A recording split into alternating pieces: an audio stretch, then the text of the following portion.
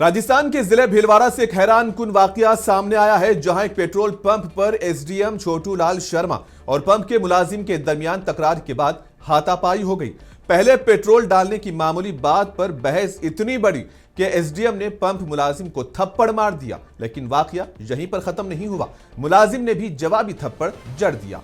वाकई की video social media पर तेजी से वायरल हो रही है, जिसमें दोनों के दरमियान झगड़ा साफ तौर पर देखा जा सकता है। पुलिस ने इस वाकये के बाद पेट्रोल पंप के 3 मुलाजिमीन को भी गिरफ्तार किया है, जबकि पूरे मामले की तफ्तीश जारी है।